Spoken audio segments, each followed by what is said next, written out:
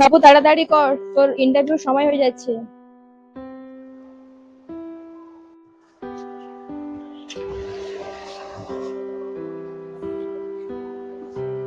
আমাকে প্রণাম পরে করবি, ঠাকুরকে কর কর।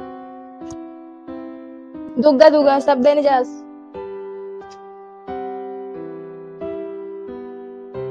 হেলমেট নিতে ভুলে গেল, যাই দিয়ে আসে।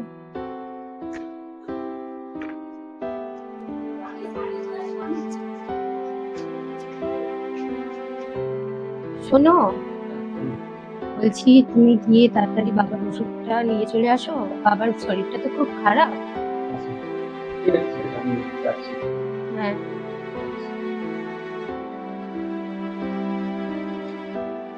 যা গরম পড়েছে। আরে হেলমেটটা নিয়ে যায়নি। আরে হেলমেটটা নিয়ে যাও। শোনো, হেলমেটটা নিয়ে যাও। আরে না না, এইখানে হেলমেট লাগবে, আছি তো, তুমি চলে আসো, হেলমেট লাগবে না। আরে তবু নিয়ে গেলে ভালোই তো না, হতো। না, ঠিক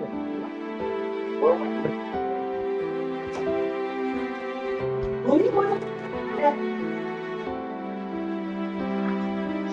হেলমেটটা নিয়ে যেতেই পারতো, নিয়ে গেলে কি যে ক্ষতি হতো, তাই আমার অনেক কাজ থাকে।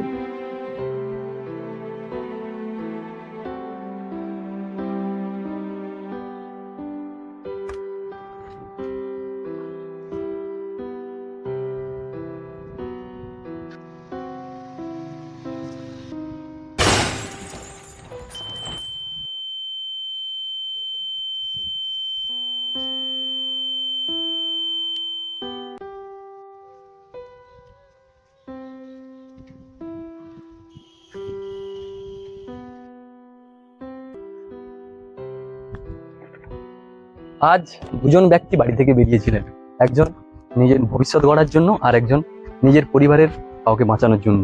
কিন্তু পার্থক্য শুধু একটাই, হেলমেট মাথায়। ঘটনা বলে কই আসে না, রাস্তায় অন্য কারোর ভুল আপনার জীবন শেষ করে দিতে পারে। আপনি যতই ভালো রাইডার হন না কেন, হেলমেট পরা অবশ্যই দরকার। হেলমেট হয়তো আপনার হেয়ার স্টাইলটা নষ্ট করবে, কিন্তু আপনার মায়ের কোল খালি হতে দেবেন।